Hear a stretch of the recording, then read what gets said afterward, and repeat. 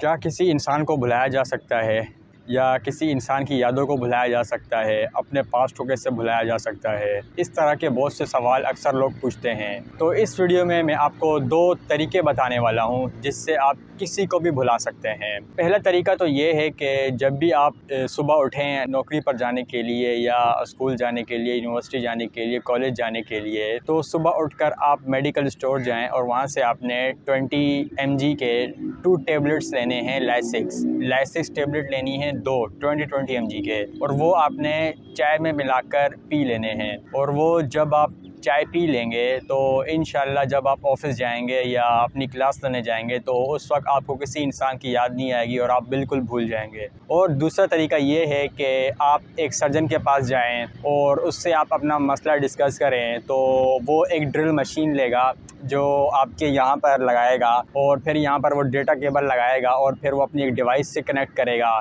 जिससे आपका दिमाग पूरी तरह फॉर्मेट हो जाएगा और आप सब कुछ भूल जाएंगे। बस आपने उसको उसका नाम बताना है, वो उस डिवाइस में उस शख्स का नाम डालेगा और उस शख्स की सारी मेमोरीज़ आपके दिमाग से निकल जाएंगी।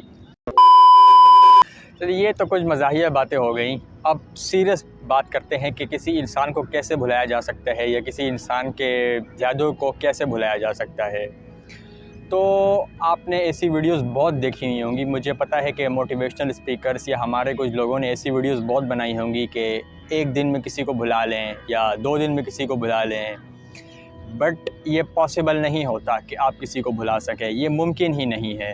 अगर किसी इंसान की यादें आपके ब्रेन के अंदर बहुत स्ट्रॉन्ग मेमोरीज़ की शक्ल में हैं तो फिर आप उसको नहीं भुला सकते, ये इम्पॉसिबल है। अगर आपने नोट किया हो तो बूढ़े शख्स जो होते हैं वो अक्सर अपने पुराने किस्से बताते रहते हैं।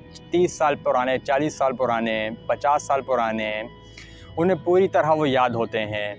तो जब भी कोई एक्सपीरियंस आपको बहुत ज़्यादा खुशी दे या कोई एक्सपीरियंस आपको बहुत ज़्यादा दुख दे, ये दोनों यादें, ये दोनों मेमोरीज़ भुलाना इतना आसान नहीं होता। 100% ये डिलीट हो भी नहीं सकती।